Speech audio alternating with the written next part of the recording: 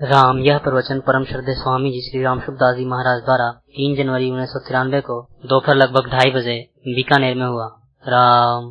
ना द्वेष का आग्रह रखे, ना द्वेष का आग्रह रखे, अपने तो कल्याण करना है, जो जल्दी हो जाएगा। तो इस श्लोक रुपया रखिए करते हैं कि ये मानने वाला इस श्लोक को क्या लगावे? आप कहो ना बार नाश को विद्य दे, इस श्लोक का बात क्या लगावे? कहो ये असत का अभाव नहीं होता, असत का भाव नहीं होता, रहता ही नहीं। असत तो टिक नहीं सकता और सत का अभाव हो नहीं सकता। मेरी पुस्तक में लिखा हुआ है, आप पढ़ो, इसका खूब अर्थ किया है। निर्विवाद सिद्ध बात, निर्विवाद बिल्कुल निर्विवाद है, एकदम निर्विवाद है। परंतु अद्वैत ही है, द्वैत ही है, विशिष्टा द्वैत है, द्वैता द्वैत है, अत्यंत भेदा भेद है, ये पकड़ लोगे जल्दी नहीं पहुंचोगे, जल्दी नहीं पहुंचोगे, उस जाल में फंस जाओगे। क्योंकि तो माया ने लेकिन माया सिद्ध कर रहे हैं। अद्वैत सब सब प्रकृति को लेकर के मिला कर रहे हैं, मिल चल रहे हैं, वैसे चल रहे हैं प्रक्रिया है सब। उन प्रक्रियाओं को मैं कहता हूँ, वो प्रक्रिया सोचता है तो उसका कल्याण हो जाएगा। उनमें भी यह बात नहीं कल्याण नहीं होगा, ये नहीं मानता हूँ मैं। अद्वैतवादियों का कल्याण हो जाएगा, द्वैतवादियों का, विशिष्ट द्वैतवादियों का विवाद न करके उसके अनुसार चलना हो जाएगा कल्याण। हाँ, आखिर में सबका तत्व एक ही निकले। वो एक जो अभी माना है वो एक नहीं है। अभी एक माना है वो मान्यता है। हाँ, अभी एक माना ये एक नहीं रहेगा, नहीं रहेगा, नहीं रहेगा। तो एक अब जो मानी है तो प्रकृति को तो मिथ्या मानी है। नहीं, ये तो आपकी घोखी हुई याद करी हुई बात है, अनुभव नहीं है। ये आपका श्लोक है ना, ये इस श्लोक ऊपर तो अर्थ यही निकले। बिल्कुल अर्थ निकले, अर्थ निकलते हुए एक तो अर्थ को याद करे, एक अनुभव करे, ये दो बात रहेगी। तो कमी है करने वाले, अब करने वाले की कमी रहेगी। जब तक संप्रदाय को पकड़ेगा द्वैत तब तक कमी रहेगी। श्लोक को राम राम राम तो ठीक हो जाएगा, ठीक पहुंच जाएगा। ठीक, मतवाद नहीं पहुंच सकता, पक्ष नहीं पहुंच सकता, उसमें राजद्वेष वहां रहेगा। ठेठ भेदवादी माध्या दिखते हैं, ये भेद खूब खट्टा पकड़ा रहेगा, तब तो कैसे होगा हमारे समझ में आती नहीं। प्रपन्न पारिजाता कहेगा तब तो आप मत समझो। मैं तो ये बात कही, लोग कहते हैं पहले तुम दर्शन समझो फिर गीता समझोगे। मैं कहता हूँ कि दर्शन समझो, गीता समझ सकोगे ही नहीं। पहले गीता समझो, समझ जाओगे, दर्शन पहले पढ़ लोगे, फिर गीता बात समझ नहीं आएगा। वो घर कर गया, उसमें रहेगा। ऐसा ये मतभेद है हमारे। पूर्णेन्द्र सुंदर मुखारविंद कृष्णास्वरम किमपि तत्त्वमहं न जाने। हरि ओम नमो परमात्मने नमस्ते गोविंदाय नमो नमः। श्री गुरु चरण कमलेभ्यो नमः, महात्मनेभ्यो नमस्कार। नारायण नारायण नारायण नारायण नारायण नारायण।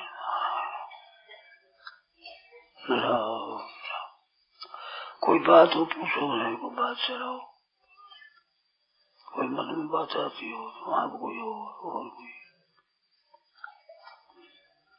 नारायण नारायण नारायण राम राम राम। आपने बताया मैं हूँ का स्थापन है न हो जाए तो कोई बाकी नहीं रहता। हाँ, जो उस सूरत में मेरे इंद्रियों के आचरण कैसे रहेंगे? अरे उस सूरत में इंद्रियों के आचरण कैसे रहेंगे? आचरण बड़े शुद्ध होंगे, बहुत ही शुद्ध होंगे। वो इतने शुद्ध होंगे, यद्यदाचरति श्रेष्ठस्तत्तदेवेतरोजन सयत् प्रमाणं कुरुते लोकस्तदनु वर्तते। नारायण नारायण। अब ध्यान देकर सुने आप लोग, बहुत बढ़िया बात पूछी। मानो एक जो सत्ता है होनापन, वो वास्तव में सत्ता एक ही है। हम जो अपने को अलग मानते हैं वो सत्ता से अलग नहीं होते हैं, किंतु जिनकी वास्तविक सत्ता नहीं है उनके साथ अपनापन कर रहने से हम वास्तविक सत्ता से विमुख हो जाते हैं।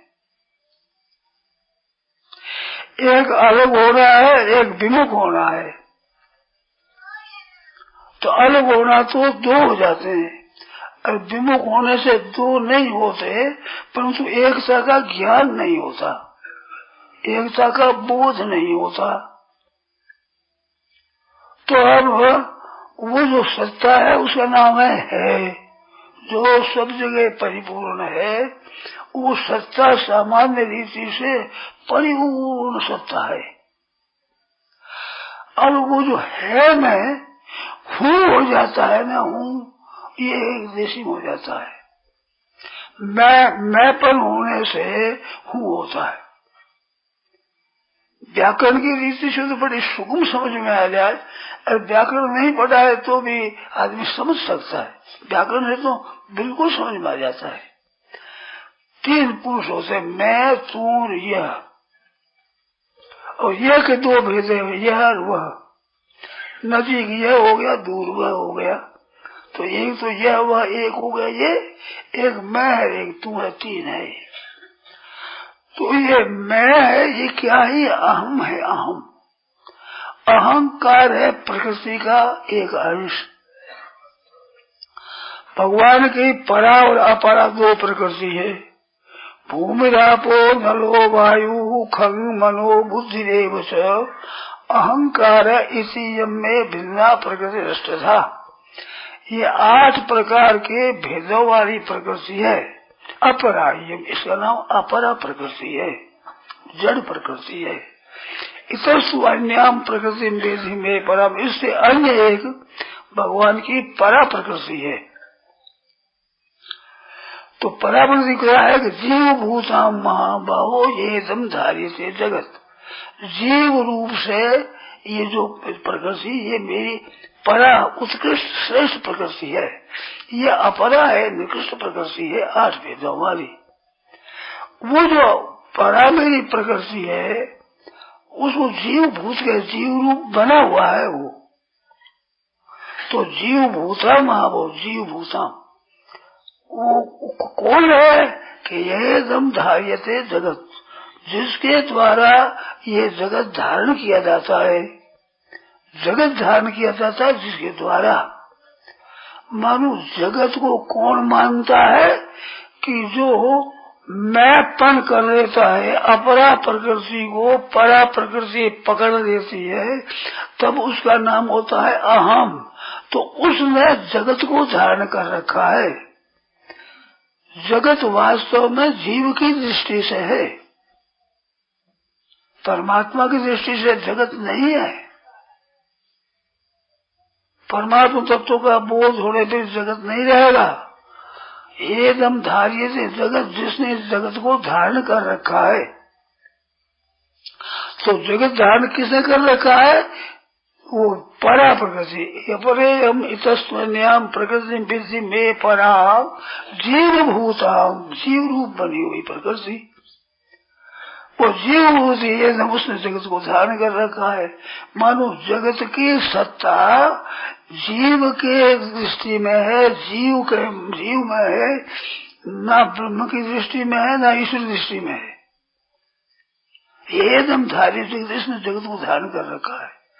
जगत धारण क्या कर रखा है कि जैसे ममई वांशो जीव लोके जीव भूत सनातन, तो वहाँ प्रकृति बताया, जीव भूता बताया, या ममई वांशो जीव लोके जीव भूत, जीव स्वरूप बना हुआ है। तो जीव स्वरूप बना हुआ है वो क्या करता है कि मनस्थानी इंद्रियानी प्रकृति स्थानी कर सती। प्रकृति में स्थित रहने वाले मन है छठा, जिसमें इन 5 ज्ञानेन्द्रियों को कर सती मनो अपनापन कर देता है। इनके साथ में अंश तो है मेरा अंश, केवल मेरा अंश है, ये शुद्ध मेरा अंश है केवल ही। परंतु प्रकृति में स्थित रहने वाले मन है छठा, जिसमें ऐसी इंद्रियों को खींचता है, कर सती खींचता है। इसमें जरा ख्याल कर, ध्यान देकर आप लोग सुने। मेरा है अंश बिल्कुल, और मनस्सानि इंद्रियानि ये है प्रकृति के, प्रकृति और महान तत्व अहंकार तस्मात् षोडश का, ये प्रकृति से उत्पन्न हुए हैं सभी। मन बुद्धि इंद्रिय, मन है, बुद्धि अहंकार चित्त, ये दर्शन चतुष्ट भी, और ज्ञानेन्द्रिया कर्मेंद्रिया और शरीर, ये सब प्रकृति का कार्य है। तो ये प्रकृति का कार्य है, वे तो प्रकृति का अंश होकर प्रकृति में स्थित है, और ये मेरा अंश होकर के प्रकृति में स्थित होता है, मेरे में स्थित नहीं होता। अपरा प्रकृति इतनी ईमानदार है कि इसको आप अपनी मानो तो भी ये प्रकृति स्थान नहीं कर सकती, ये प्रकृति में स्थित रहेंगे। और ये जीव रूप मेरी परा प्रकृति है, ये अपरा प्रकृति को अपना मानता है। जैसे प्रकृति स्थान है इंद्रिया, ये तो प्रकृति में स्थित है, ऐसे ही स्वयं आप परमात्मा में स्थित हैं, पर स्थित रहते हुए ही प्रकृति को पकड़ते हैं, अपने जहाँ स्थित है उनको नहीं पकड़ते। इस बात से सुख दुख भोगते हैं। पुरुषा सुख दुखानाम भोगते हेतु रुचते, पुरुष है वो सुख दुखों को भोगने में हेतु बनता है। कौन सा हेतु बनता है कि पुरुषा प्रकृति स्थो ही भोगते, ये प्रकृति अपारा उसमें स्थित होने से भोगता बनता है, सुख दुख का सुखी और दुखी होता है। और सुख दुख में ऊंचा उठता है तब कि सम दुख सुखा स्वस्थ, ये स्वयं स्थित हो गया, अपने स्वरूप में स्थित हो गया, तो सुख दुख में सम हो जाएगा। सुख आवे चाहे दुख आवे, उसके भीतर विकार नहीं होगा। कब? कि जब स्वयं स्थित हो जाएगा तब। और जब तक प्रकृति ही स्थित रहेगा तब तो सुख और दुख और हानि लाभ और जय और पराजय और ठीक और बेठीक, अनुकूल और प्रतिकूल, ये राग द्वेष होते रहेंगे। क्यों? प्रकृति विषम है, विषम है, उसमें ये विषमता है, और ये है सम, इसमें ये है नहीं। इस वास्ते गीता ने कहा यही तेज सर्गो ये सांग साम्य स्थितम मना, ये सांग मन साम्य स्थितम, जिन लोगों का मन साम्यावस्था में स्थित हो गया उन लोगों ने यहाँ ही संसार को जीत लिया। यही सर्ग मानो यहाँ ही जीवित अवस्था में ही संसार को जीत गए। संसार को जीतना क्या? संसार का हारना क्या?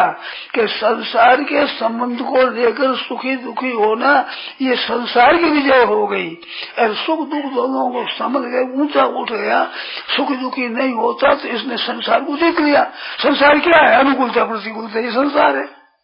मात्र संसार का स्वरूप यही है, ठीक है बेटी, अनुकूलता प्रतिकूलता, राग द्वेष, हर्ष शोक, ठीक है बेटी, ये संसार का स्वरूप है। इस संसार के स्वरूप को जीत गए, यही जीवित अवस्था में ही जीत गए वे। कि कौन जीत गए? कि ये सांग मन साम्य स्थितम, जिनका मन साम्यावस्था में स्थित हो गया। सम दुख सुख धीरे समदोष्टात्मक तुल्य प्रिया प्रियो धीरे सूर्य नंदात्म सूर्य मानापमानियो तुल्य तुल्यो मित्रादि पक्ष, सब में समता आ जाएगी। सुबह हर शोक नहीं होगा। निंदा करे और कोई प्रशंसा करे, कोई आदर करे, कोई निरादर करे, कितने अनुकूल आने पर भी उसकी स्थिति अटल रहेगी, क्योंकि वो प्रकृति में स्थित नहीं रहा, वो स्वयं स्थित हो गया, अपने स्वरूप में स्थित हो गया। तो अपने स्वरूप में स्थित होने से ये राग द्वेष सुख नहीं होते। ये कब तक होते हैं? कि जब तक ये प्रकृति में रहता है।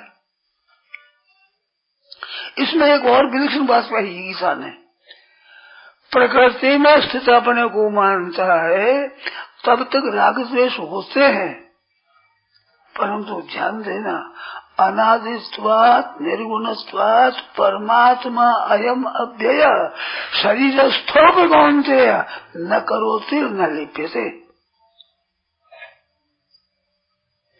अनादि होने से और निर्गुण होने से, गुण उसमें नहीं है, गुण है प्रकृति में, सत्वम रजस्तम इति गुणा प्रकृति संभवा, ये प्रकृति से उत्पन्न होते हैं।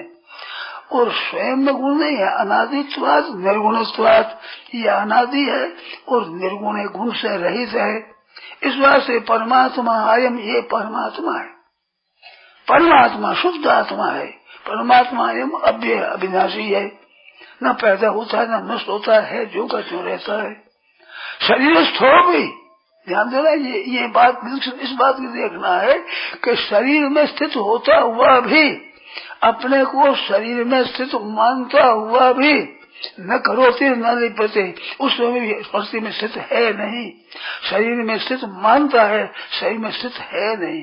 न स्थूल शरीर में स्थित है, न सूक्ष्म शरीर में स्थित है, न कारण शरीर में स्थित है। इसलिए स्थित मानता हुआ भी न करोते न लिपते, न कर्तृत्व है न लिप्तता है।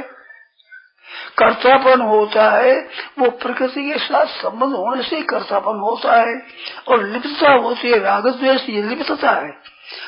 क्यों कर्म को करना ये कर्तृत्व होता है, और लिप्तता मन राग द्वेष हर्ष शोक ठीक बेठीक अनुकूल प्रतिकूल, ये है लिप्तता। ये लिप्त हो गया, इसमें लिप्त होने से ये राग द्वेष हर्ष होते हैं। तो प्रकृति में स्थित रहते हुए भी, मानो शरीर में स्थित रहता हुआ भी, वास्तव में उस समय भी कर्तृत्व नहीं है। अगर कर्तृत्व वास्तव में होता तो कर्तृत्व कभी मिटता ही नहीं। जब कर्तृत्व मिट जाता है तो कारण क्या है कि खुद में कर्तृत्व नहीं है। देखो, प्राप्त वही होता है जो प्राप्त है, निवृत्ति उसी की होती है जो निवृत्त है। सदा आपसे निवृत्त है, उसी की निवृत्ति होती है। प्राप्ति उसी की होती है जो नित्य आपको प्राप्त है, उसी की प्राप्ति होती है। आप प्राप्त की प्राप्ति नहीं होती है, और नहीं निवृत्त है उसकी निवृत्ति नहीं होती है। तो प्रकृति कार्य की निवृत्ति होती है, चेतन की प्राप्ति होती है, तो वो होती नहीं है, प्राप्त है। इस वास्ते गीता ने कहा कि शरीर स्थो भी, जिस समय में ये शरीर में अपने को मानता है, कर्ता भोक्ता बनता है, उस समय में भी न करोति न कर्ता भोक्ता नहीं बनता है, मान लेता है, उसमें स्थित होता नहीं है। शरीर स्थो भी न करोति न लिप्यते, इस 2 श्लोकों में आगाड़ी व्याख्या करी। ये 31वां श्लोक है, 13वें अध्याय का 31वां श्लोक। इसकी व्याख्या न करोति न लिप्यते जो बताई, तो न लिप्यते का 1 श्लोक से टीका करी। नमना यथा प्रकाश यत्येका कृष्ण लोक में मम रवि, सूर्य जैसे त्रिलोक सबको प्रकाशित करता है। एक प्रकाश एक कृष्ण लोक संपूर्ण लोक को प्रकाशित करता है। क्षेत्री तथा कृष्ण प्रकाश ऐसे क्षेत्री जो क्षेत्र को साथ अपना मानता है, वो क्षेत्री कृष्ण क्षेत्र प्रकाश संपूर्ण क्षेत्र को प्रकाशित करता है। तो सूर्य सबको प्रकाशित करता है, परंतु सूर्य में कर्तृत्व नहीं आता है। और जितना कर्तृत्व होता है सूर्य के प्रकाश में होता है, चाहे वेदों का पाठ करे और चाहे शिकार करे। मन उत्तम से उत्तम वेदों का पाठ करता है तो सूर्य के प्रकाश में, और जानवर को मारता है तो प्रकाश में। परंतु प्रकाश न पढ़ने वाले के साथ देता है, न मारने वाले के साथ देता है, दोनों को शक्ति देता है, प्रकाश दोनों को मिलता है। परंतु सूर्य न करोति न लिप्यते करता नहीं होता है, इस बात से लिप्त भी नहीं होता है। जितने कर्म करते हैं लोग, उन कर्मों को करते हैं स्थूल रीति से प्रकाश में, सूक्ष्म रीति से ज्ञान में, समझ में। वो समझ प्रकाश है, ये प्रकाश स्थूल भौतिक प्रकाश है, इसमें करते हैं। पर करते हुए भी प्रकाश इसमें करवाता नहीं है। इस बात से नहीं वो कुर्वन् न कार्यं, ये न करता है न करवाता है। करता करवाता है इसमें नहीं है, ये प्रकृति से क्रिया हुए वो अपना मान लेता है, अपना मान लेता है, कर्तापन मान लेता है, तो भोक्तापन जबरदस्ती हो जाता है। जैसे चोरी करता है, डाका डालता है, किसी की हत्या करता है, तो ये तो करता है अपनी मर्जी से, परंतु कैद होती है, फांसी होती है, वो अपनी मर्जी से नहीं होती है, अपनी मर्जी के बिना होती है। ऐसे कर्ता बनता तो खुशी से, और भोगता बनता है प्रसन्नता से। जैसे कैद में रहने वाले जिसने कैदी है वे करते तो है अपनी मर्जी से, पर कैद भोगते हैं बिना मर्जी के। कैद अपनी मर्जी से भोगते हैं, तो करते तो होने पर भोगते तो आ जाता है, भोगने में रह नहीं सकता। इसमें दोनों में फर्क अलग है, वो विषय दूसरा है। मैं थोड़ी सी बात कह दूं, इनमें भी पुण्य के कर्मों का फल भोगने के लिए बाध्य नहीं है, और अशुभ कर्मों का भोगने के लिए बाध्य होता है। जैसे आपके घर पर कोई साधु आवे, आपके तो हम नहीं देते, अब तो सब चल जाएगा। मैं डाकू आवे क्या तो हम नहीं देते, लूट रहेंगे, मारेंगे, तो दूसरे स्वभाव रहेंगे। इस बात से पाप कर्म का फल तो जबरदस्ती भोगना पड़ेगा। पुण्य में तो निष्काम भाव कर दो, पुण्य छूट जाएगा। पुण्य वजह से नहीं करता, क्यों पुण्य है, पवित्र कर्म है। पुण्य नाम पवित्रता है, पाप नाम अपवित्रता है। तो आप पवित्र कर्म करने के बाद वो भोगना पड़ता है। क्यों करता, पुनः आपने ले लिया पहला। और जिसे करते तो नहीं है, यसे न हम करते भाव, और बुद्धि यसे न लिप्यते, जिसमें कामना नहीं है, कर्षि भाव भी नहीं है। गुणा गुणेषु वर्तन्ते, इंद्रियाणि इंद्रियार्थेषु वर्तन्ते, नारी गुणे भे करता निष्ठान पश्यति, गुणे भेजते परम भेजी, ऐसा अनुभव करता है ठीक तरह से। वे क्रियाएं जितनी होती है प्रकृति के कार्य में होती है, अपने स्वरूप में प्रकृति ये क्रियाएं नहीं होती है। नहीं, किंचित करो में उसको मैंने तत्व किंचित बात भी करते तो नहीं है। प्रकृति में स्थित होने पर अपने को कर्ता मानता है, पर नहीं किंचित करो में युक्त मन्यत, माने ऐसा जो वास्तव में है, जैसा तत्व है वैसे ही माने, वैसे ही जाने। तो कर्तापन इसमें नहीं है। तो ये से नाहन करते भाव, अरे बुद्धि ये से न लिपते, राग द्वेष नहीं होगा, हर्ष शोक नहीं होगा, ठीक प्रतिकूल दोनों में, अनुकूलता प्रतिकूलता में लिप्त नहीं होगा। अनुकूलता भी आवेगी, प्रतिकूलता भी आवेगी, वो चली जाएगी, अपने में कोई फर्क नहीं पड़ता। अनुकूलता आने पर भी कोई यही तस्कर को ये साम्य से माना, हमें से माना न प्रहस्येत प्रियम प्राप्य, नोदित प्राप्य से अप्रियम। प्रिय को पार करके तो हर्षित नहीं होता, अप्रिय को प्राप्त उद्विग्न नहीं होता। क्यों? समता में सिद्ध हो गया ना। अब समता में सिद्ध हो गया, पहले समता में सिद्ध होना, स्वरूप में सिद्ध होना है। अरे विश्व में है प्रकृति, उसमें सिद्ध होना है, प्रकृति में सिद्ध होना है। प्रकृति में स्थित रहेगा तब तक राग द्वेष हर्ष शोक होंगे ही।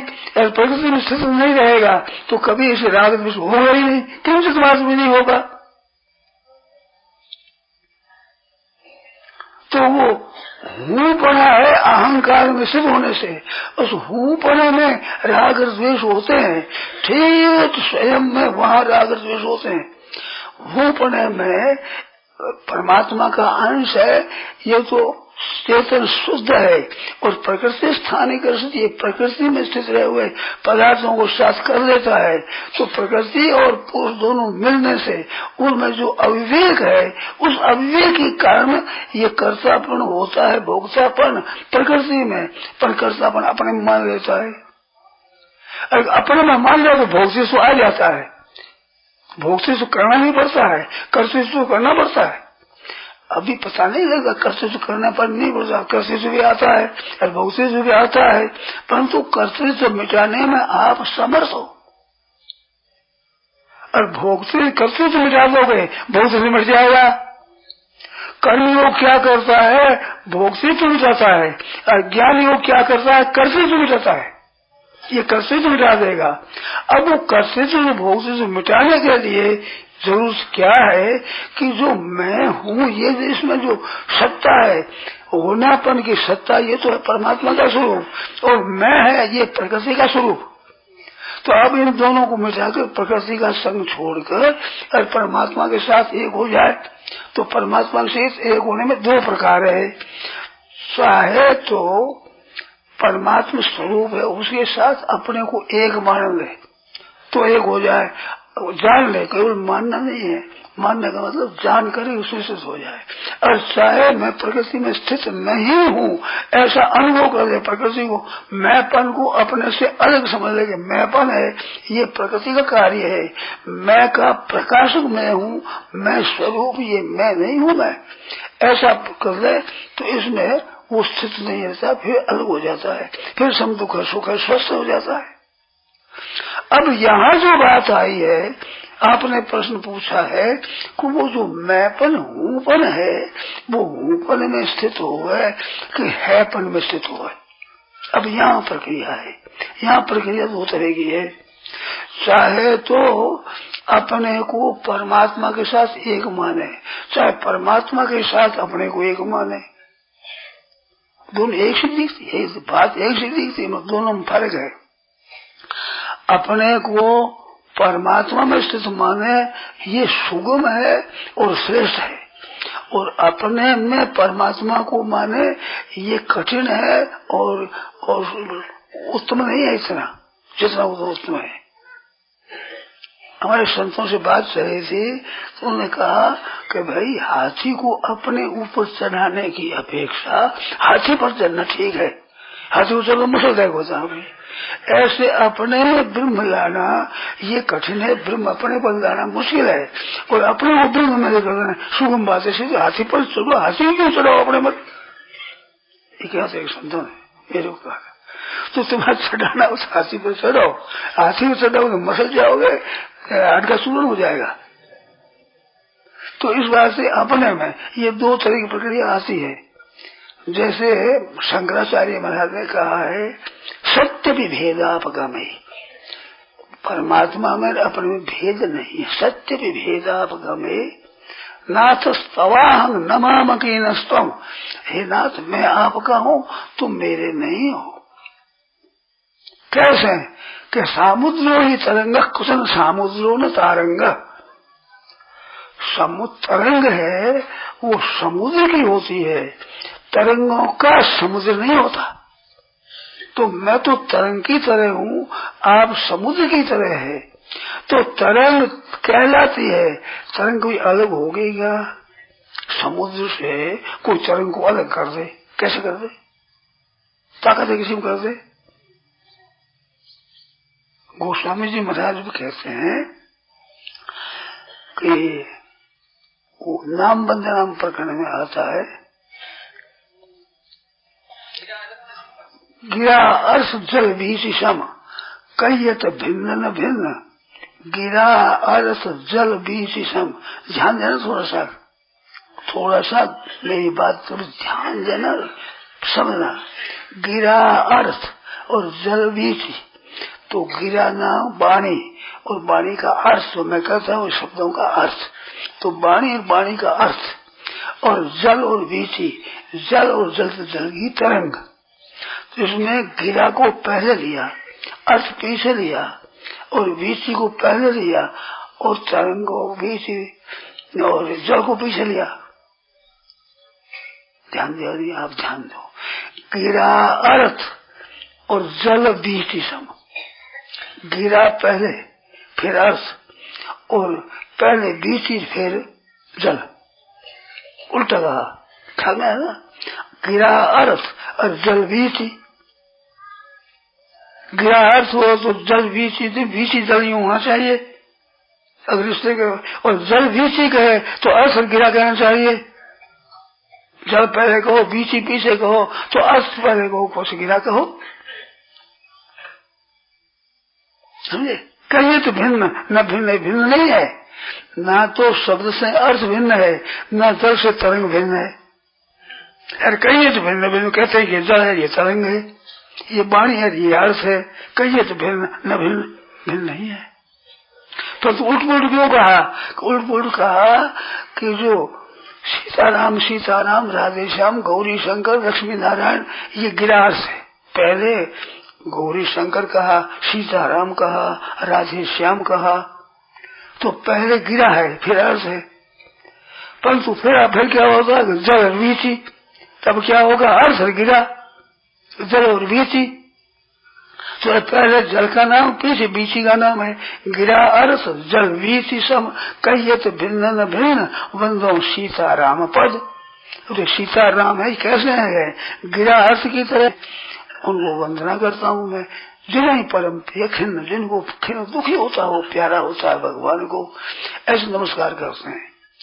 तो कहने में तो भाई ऐसा ही कहते हैं, गिरहार्स जल बीची, तो गिरहार्स कहते हैं जल बीची। तो इनमें सीताराम सीताराम कहते हैं, राम सीता नहीं कहते हैं, कहते राम सीता भी कहते हैं। जब आगाड़ी बढ़ते हैं पहले सीताराम सीताराम कहते हैं, परंतु राम सीता कहते हैं कि भरत तीसरे पहर का कीन प्रवेश प्रयाग कहते राम सिय उमगी अनुराग। तो राम सिय कहते हैं। तो आगाड़ी जाओगे तो राम सिय होगा, राम नाम पहला होगा, सी पीछे आएगा। परंतु अब जगत में देखोगे तो नाम पहला मारेगा, माँ का आगा फिर पिता आएगा। क्योंकि हमारे यहाँ सब कबीर साहब ने कहा है कि एक पुरुष परमात्मा देव निर्माण है और नार है गति प्रपंच सारा, जितना प्रपंच ये नार है, मानो प्रकृति है ये, और पुरुष निर्माण है, वो निर्वाण रूप है पुरुष, ये प्रकृति सारा। तो जब तक प्रकृति में रहते हैं तब तक प्रकृति को पहले कर पीछे पुरुष को कहते हैं। मैं पुरुष में जाते ही यहाँ प्रेम और मस्त हुए तो प्रेम में मस्त हो जाए। तो तीसरे पहर कर की प्रवेश प्रयाग, अब उनका ध्यान राम जी की तरफ है तो कहते राम सिय उमगी अनुराग। तो गिरहार और जल बीच दोनों हो गया ना, कहीं गिरहार होता है कहीं जल बीच ही होता है, कहीं ये तो भिन्न नहीं है दोनों। सीता और राम जी भिन्न नहीं है, राम ही सीता, सीता ही राम है। तो जल तरंग और तरंग जो है दोनों है। तो शंकराचार्य कहते हैं कि सत्य भी भेदात्मक कभी भेद नहीं है, जल में और तरंग में कोई भेद नहीं है। तो भी समुद्र ही तरंग है, समुद्र का है, पर तरंग का समुद्र नहीं है। तरंग का समुद्र तो है, समुद्र की तरंग है, मोटा समुद्र हुआ ना। और दूसरी बात कहते हैं अवधि अपार स्वरूप मम लहरी विष्णु महेश। अब अवधि अपार स्वरूप में मेरा स्वरूप है और लहरी है, तो उल्टा कह दिया भाई। शंकर मैंने उल्टा कहते हैं ठीक तरह से, स्वरूप मम। तो वो कहते हैं समुद्र ही तरंग क्वेश्चन समुद्रो न तारंग। तब तो एक दिन लगा।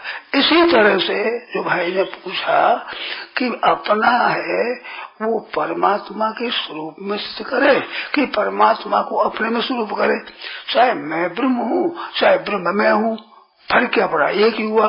एक होते हुए भी मैं हूँ, मैं के साथ में अनादिकाल से अपना संबंध जुड़ा हुआ है। वो मैं को रखते हुए भावना ब्रह्म की होगी, मैंपन छूटेगा नहीं। और मैंपन को परमात्मा में कर देंगे तो मैंपन रहेगा नहीं, परमात्मा तो सुगमता से स्वतः ही।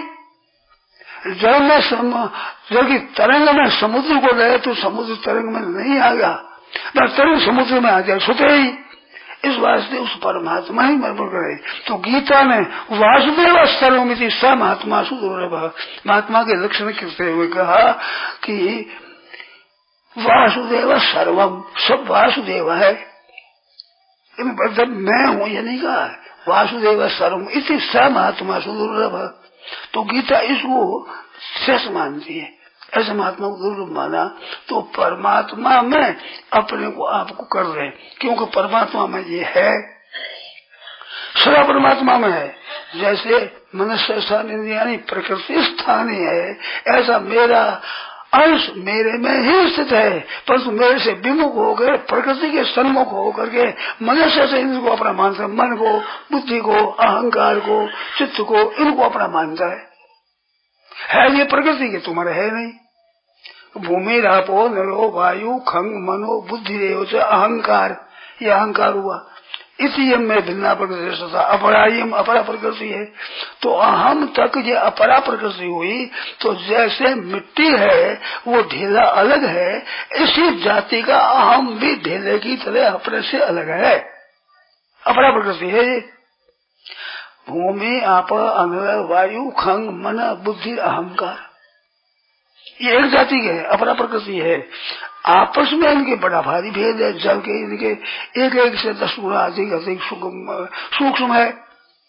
परंतु विचार करते तो अपरा प्रकृति तो अपरा ही हुई, हम तक ठेठ मिट्टी से लेकर के अपरा प्रकृति हुई, इनसे अन्य परा प्रकृति है, वो जीव रूप बनी हुई है। इस बार जगत को धारण किया। अगर जीव रूप न रखे तो जगत को धारण नहीं करेगा, अगर जगत को धारण नहीं करेगा तो जीव रूप नहीं रहेगा। इस बात से इसका वर्णन किया भगवान ने 7वें अध्याय में। आगे रसोम से 17 विभूतियां बताई और ऐसा बताया कि ये थे वह सात्विक भावा राजशास तामशास, ये मत से मेरे से होते हैं। भक्ति मार्ग में भगवान ने एक विनोद की बात बताऊंगा। भक्ति मार्ग में अद्वैत का वर्णन किया है और ज्ञान मार्ग में द्वैत का वर्णन किया है। विनोद में कहता हूँ, वास्तव में नहीं।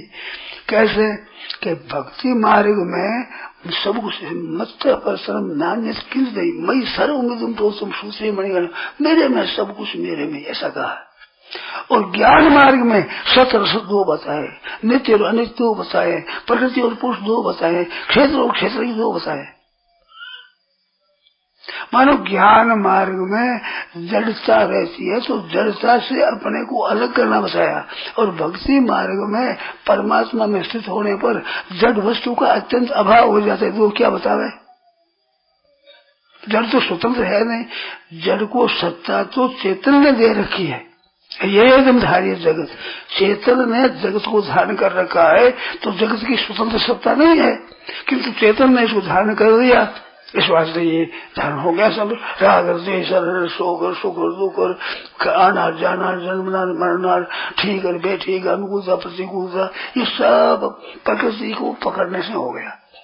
तो इन दोनों में पकड़ने में बढ़िया क्या चीज है, बढ़िया परमात्मा तत्व ही है। तो फिर ये जड़ तत्व की सच्चाई उड़ जाएगी, क्यों जड़ तत्व स्वतंत्र है ही नहीं। देखो, एक चेतन तत्व का स्वभाव है, चेतन तत्व जड़ का विरोधी नहीं है। चेतन तत्व जड़ का विरोधी नहीं है। विरोध नहीं, इतनी बात नहीं है, जड़ को सत्ता देता है। चेतन तत्व के बिना जड़ की सत्ता रह ही नहीं सकती, तो चेतन है वो जड़ को सत्ता देता है। इसमें जड़ है, चेतन है, वो इसका विरोधी नहीं है। परंतु चेतन की जिज्ञासा हो जाएगी, मुमुक्षा हो जाएगी, जिज्ञासा हो जाएगी, इसकी प्रेम प्राप्ति इसलिए सन्मुख हो जाएगा, तो जड़ रहेगा ही नहीं। जड़ चेतन दोनों करने से जड़ को सत्ता चेतन से मिलती है, परंतु जिज्ञासा जब चेतन की जिज्ञासा होगी, जब जड़ मिट जाएगा, ऐसे रहेगा नहीं। वासुदेव सर्वम, सब कुछ परमात्मा परमात्मा रह जाएगा।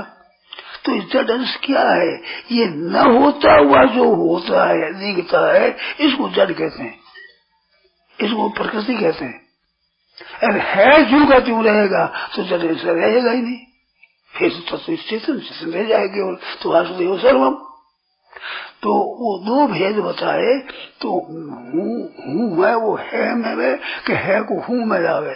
तो हूँ को है में मिलाना ठीक है, हूँ में है को मिलाना ठीक नहीं है, ये तात्पर्य है उसका। तो दोनों में विचार करो, दोनों में एक होगा, तत्व एक होगा। चाहे हूँ में है को करो तो है में हूँ करो, वास्तव में एक तत्व है, वो है ही जो है। परंतु हूँ के साथ में अनादिकाल से परिच्छिन्नता को पकड़ा हुआ है। वो हूँ में परिच्छिन्नता को है को पकड़ेगा तो परिच्छिन्नता मिटेगी नहीं, और है में परिच्छिन्नता ही नहीं, है नहीं, होगी नहीं, हूँ हो ही नहीं सकता। उसमें हूँ बनाने के बाद बड़ी सुगमता से उस तत्व की प्राप्ति हो जाएगी। इस वास्ते हूँ में है को न मिलाकर है में हूँ को मिलाना है, ये ठीक है, ये सिद्धांत रहेगा। फिर इस सिद्धांत वासुदेव सर्वम, यही उतेज सर्ग है। विद्या विनय संपन्ने ब्राह्मणे गवी हस्तिनी सुनिचेवक स्वभागे पंडिता समदर्शिन। तो सम का निर्दोष समम ब्रह्म, परमात्मा ही है। इस बात से जड़ता से बिल्कुल विमुख होने से चेतनता के सन्मुख होना नहीं पड़ेगा, और चेतनता की प्राप्ति होने पर जड़ का त्याग करना नहीं पड़ेगा। ये मार्मिक बात दोनों का तत्व ठीक तरह समझना है। इस बात से गीता ने समता के लक्षण दो बताए, एक तो समत्वम योग उच्यते, एक दुख संयोग वियोगम योग संगीतम। दुखों के संयोग का वियोग नाम योग है, तो दुखों के संयोग का वियोग हुआ संसार का अत्यंत अभाव, उसका नाम योग है। और समत्वम योग उच्यते, जो सम निर्दोष समम ब्रह्म है, उसका नाम योग है। तो चाहे तो जड़ता का अत्यंत अभाव कर लो तो योग हो गया, चाहे चिन्मयता में ही स्थित हो जाओ योग हो गया, और एक करने तो हो जाएगा। ये है सिद्धांत। चाहे आप समता में स्थित हो जाए, चाहे दुख संयोग का वियोग कर दे, मानो जो परिवर्तनशील है उसके साथ आप वियोग कर दें, तो वियोग करने पर भी आपके स्वरूप में स्थिति हो गई, और स्वरूप में स्थिति होते ही वियोग हो जाएगा।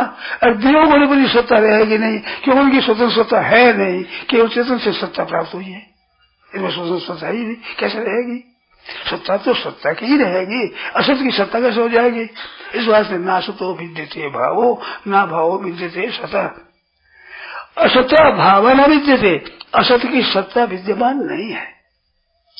ना भाव विद्यते सता, सत का अभाव विद्यमान नहीं है। असत का तो भाव होनापन विद्यमान है ही नहीं, और सता अभाव सत्य तत्व है, उसका अभाव विद्यमान है ही नहीं। दोनों का तत्व देखा तो क्या चित्र एक ही रहेगा, वो दूर नहीं रहेगा, और जड़ रहेगा तो दूर रहेगा, जड़ चेतन दो, और वहां पर एक ही होगा। तो ना भाव विद्यते सतः, सतः अभाव है, सत्य के अभाव नहीं होता, और असत का भाव में सत्ता नहीं रहती, तो ये सत्ता नहीं थी मिट जाएगी, और उसकी सत्ता मिटेगी नहीं, वो रह जाएगा। तो अंत में अपने को पहुंचना यहाँ है। जैसे एक कल्पना कर लो कि एक पहाड़ पर मंदिर है, उस पहाड़ पर मंदिर में उसे पहुंचना है। यहाँ से कह दिया कि जो पहाड़ पर मंदिर है वहां पहुंचना है। सुनने वाले दो आदमी, एक आदमी है जंगली, जंगल में रहना पहाड़ों में घूमने वाला, और एक आदमी है शहरी। तो दोनों के लिए कि कौन सा रास्ता है? रास्ता दो है भाई। एक तो यहाँ आप वृक्षों में पहाड़ में होते सीधे चले जाओ वहाँ, और एक इस सड़क से चले जाओ। तो सड़क जाए उनको ऐसे घूमना पड़ेगा ऐसे। अब जंगली को सड़क में भेजा जाए तो माथा पची कौन करे? ये मैं भी हाथ मारा चल जाए वहां पहुंच जाए।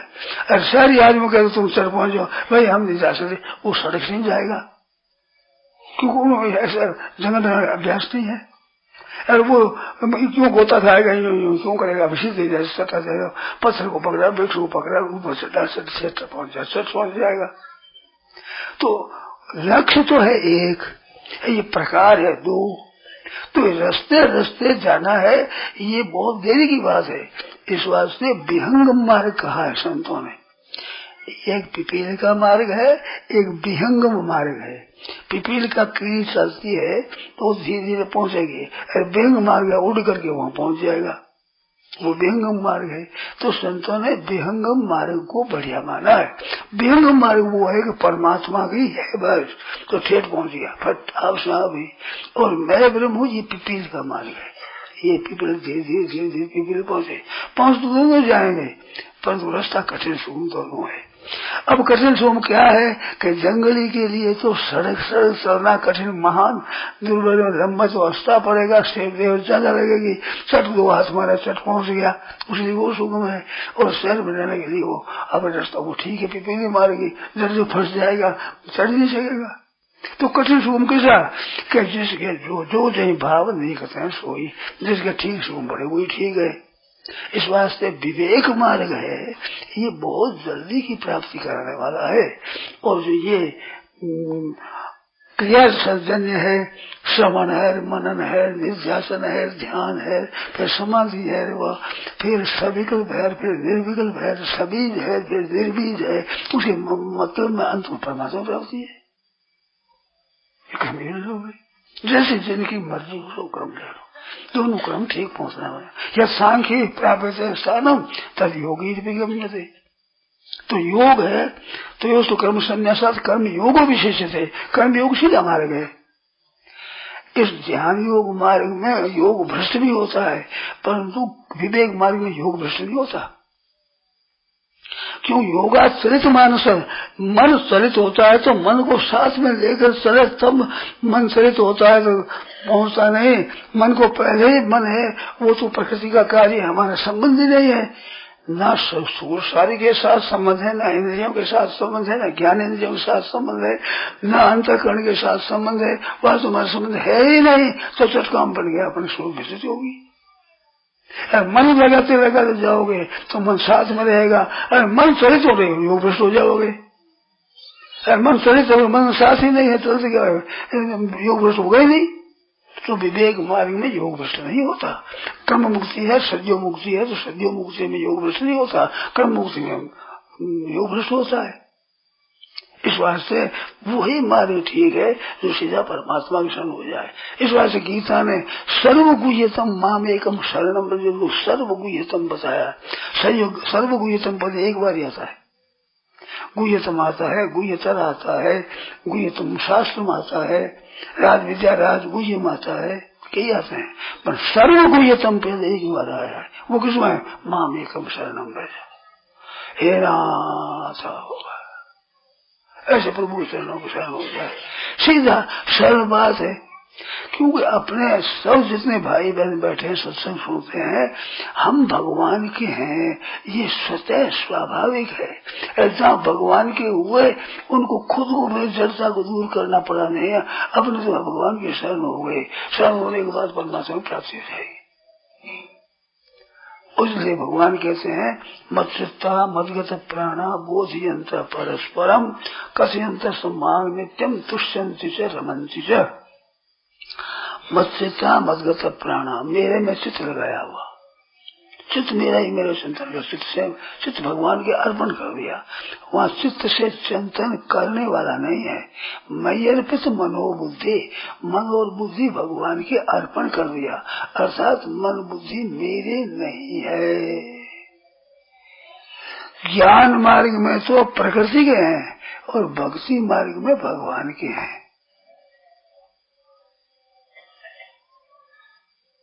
ज्ञान मार्ग में सब के सब प्रकृति के 18:40 यह न तदस्त्री पृथ्वी दिवी दिवेश हुआ पुनः। पृथ्वी में कर दो, देव स्वर्ग लोक में कर दो, देवताओं में रख गई है। यह जो सत्वम प्रकृति मुक्त हुई, वैसे तो तीनों गुणों से मुक्त कोई ना देवताओं में है, ना ऋषियों में है, ना संसार में है, ना देवता में, ना देवलोक में है। तीनों गुणों से रहित है ही नहीं। तीनों गुण है सत्वम रजस गुणा प्रकृति संभव, ये प्रकृति से उत्पन्न होने वाले हैं, प्रकृति का कार्य है ये। और भक्ति मार्ग में जहाँ भगवान से अर्जुन ने पूछी विभूतियां, वह यथापि सर्वभूताना 39वां 10 में जाएगा 39वां यथापि सर्वभूताना तदहम बीजम अर्जुन, मैं हूँ। इस बात ये से सात्विक भाव राजशास्त्रों से मत मेरे से पैदा होते हैं। और वहाँ ज्ञान मार्ग में सत्वम रजस्तम ऐसी गुणा प्रकृति संभव, ये प्रकृति से उत्पन्न होने वाला है गुण। अब प्रकृति के कार्यों को साथ लेकर चलेगा, प्रकृति के संबंध विच्छेद नहीं होगा। और पहले मेरा है ही नहीं, भगवान का यह सभी। तो क्यों भगवान से पैदा भक्ति मार्ग में ये रहते वो सात्विक भाव राजशास्त्र से मत पहले आया है। ये तो जीवन भूतानी अहं कृष्ण से जगता प्रभाव प्रलय से मत सर्वमत्त आया है।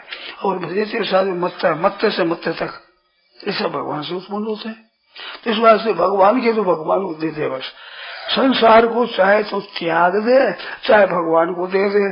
तो त्याग करने में त्याग करने वाले को जोर आता है, और भगवान की चीज भगवान को देने में जोर नहीं आता। सीधी सी आपको सवाल आप पर घुमाना हमारे नहीं चाहिए, झटकुआ मुझे अपने शुद्ध स्वरूप रह जाएगा, शुद्ध स्वाभाविक ही। तो ये गीता की जो शैली है बहुत विलक्षण है, बहुत विचित्र है। सुबह मैंने कहा था, अब भी कहता हूँ, बहुत विलक्षण है। सुबह गीता में सीख रहा हूँ, गीता की मेरे को गीता का ज्ञान हो रहा है, समझ रहा हूँ मैं। इतनी विलक्षणता उसमें, इतनी अलौकिकता दिखती है जो क्या कहूँ मैं, वर्णन नहीं कर सकता, इतनी विलक्षण है। बड़ी सीधी सादी बात, बहुत सुगम, बड़ा ही सरल। मैं तो ये कह देता हूँ गीता की दृष्टि से कि जितना तत्व ज्ञान सुगम है, इतना सुगम काम कोई हुआ नहीं है, नहीं होगा नहीं, और वो सुगम हो सकता नहीं। चारों बात है, इतना सुगम पहले कोई काम था नहीं, और अभी कोई सुगम है नहीं, अगर कोई सुगम होगा नहीं, और ऐसे सुगम हो सकता ही नहीं, क्योंकि स्वतः सिद्ध है। उसमें जोर क्या आवे, अब करो तो जोर आवेगा। मनन करो, श्रवण करो, चिंतन करो, ध्यान करो, समझ लगो, तो देर लगेगी भाई। सीधा ही है ना, मैं आपका विश्वास। गीता साधक संजीवनी के 56 से 66 तक आप प्रकरण पढ़ो। 18वें अध्याय के 56 में से 66 तक ये प्रकृति का, भक्ति का विलक्षण मार्ग बताया है। भक्ति कैसे होती है इसको विवेचन किया है पहले।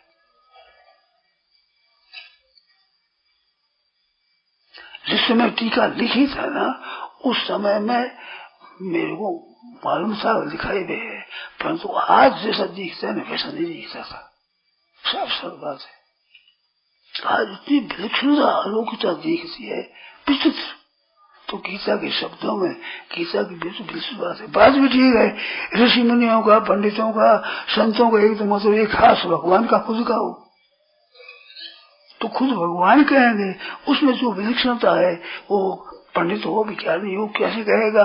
वो ज्ञानी हुआ है, भगवान ज्ञानी हुए नहीं, वो तो है नहीं पहले से ही। तो वो कहेंगे जितनी सरल बात, इतनी कैसे कहेगा? अपने भोगा जैसे भोगा इससे कहेगा, अपनी दृष्टि से कहेगा। इस बात से भगवत वाणी है, बहुत विचित्र है, बहुत ही विचित्र, बड़ी ही अनुभूति गीता का।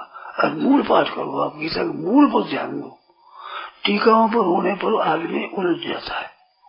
कोई टीका मत समझ, संस्कृति हिंदी की कोई टीका नहीं, केवल मूल पर गहरा मनन करो, विचार करो, तो एक बिल्कुल विलक्षण अर्थ निकलता है। टीकाओं को लेकर देखोगे तो वो मैं नई नई चीज आवे। एक एक वो तामसी बताया है। अद्वैत सिद्धांत वाली टीकाओं में द्वैत सिद्धांत वालों को निकृष्ट बताया है, अद्वैत समझने वालों को अद्वैत को कहते हैं निकृष्ट है सब। ये टीका में, संस्कृत टीका में आप जानना चाहो तो मैं बता दूंगा, साफ लिखा है। उनको तामसी, उनको तामसी कहते हैं, वो उनको तामसी कहते हैं। गीता खुद पढ़ो तो तामसी कोई नहीं रहेगा। ये बात है। अधर्मम धर्म मन्यते तमसा सर्वार्थान विपरीतान बुद्धिशा पार्षतामसी। सर्वार्थ विपरीत है, मैं ईश्वर हूँ, मैं ब्रह्म हूँ, ये तामसी है। अब ये कहते हैं कि सर्वभूतेषु ये निगम भावमप्यम ईक्षते योग सर्वत्र संदर्शन। तो प्रस्तुत नाना भावान विद्या सर्वभूतेषु ये निगम भाव में थे। वे कहते हैं ये जो पूजन करते हैं ना, पृथक नाना भगवान पृथक विधान, ये पूजन करते हैं, ईश्वर की आराधना करते हैं, ईश्वर को मानते हैं, ये तामसी है। ये तो कृष्ण वध एक कार्य सप्तम अरे ये तो कृष्ण वध एक में, एक मूर्ति में कृष्ण वध सब यही है परमात्मा का एक में। ऐसी टीकाओं में विचन किया है। हम दोनों टीकाओं आप देख लो, तेरी टीकाओं है वो देख लेना आप।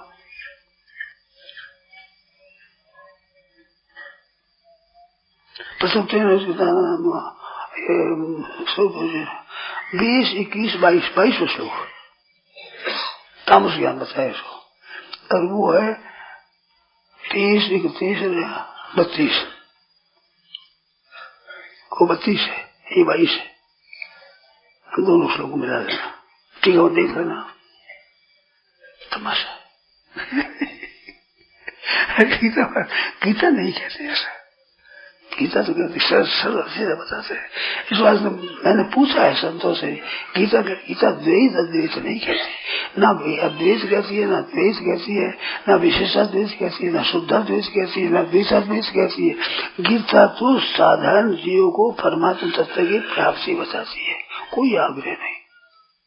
जिससे जीव की परमात्मा को प्राप्त हो सके, तत्व ज्ञान हो सके, मुक्त हो जाए, वो बात बताती है। कोई पक्ष नहीं, कोई ज्ञानाद्वैत है, विशिष्टाद्वैत है, शुद्धाद्वैत है, आभासवाद है, अवच्छेदवाद है, प्रतिबिंबवाद है, बिंब है, प्रतिबिंब है, आभास है, नहीं आता ही नहीं इसका।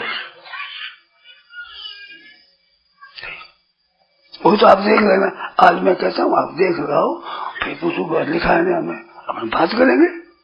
मेरे को तो बड़ी प्रसन्नता होगी, आप खोज तो करो, बड़ी प्रसन्नता होती है कोई खोज करे तो। और आप पसंद मेरी बात को काटो कि देखो तुम कैसे गलती है, यहाँ ऐसा क्या है, हमारी कोई बाधा नहीं है, हमारी कोई आग्रह नहीं है। मैं तो भक्ति ज्ञान मार्ग योग में तीनों मानता हूँ। जैसे गीता ने भागवत में कहा योगास्त्रयो मैं आप प्रोक्ता, एकादश स्कंद का 20वां अध्याय, उस 20वें अध्याय में योगास्त्रयो, मैंने योग 3 बताए मनुष्यों कल्याण के लिए, कर्मयोग, योग ज्ञान योग, भक्ति योग। ये 3 योग बढ़ गीता में। ज्ञान योग से चलो, भक्ति योग से चलो, कर्म योग से चलो, निरांग श्रेय के कल्याण करने के लिए 3 मार्ग मैंने कहा। साफ योगास्त्रयो मैं आप प्रोक्ता, निरांग मनुष्यों के लिए 3 योग का है, अभी गीता में बताया, कर्म योग, भक्ति योग, ज्ञान योग। अब आपकी मर्जी, जिसको आप अच्छा समझो, जिसमें परायण हो जाए उसमें हो जाएगा।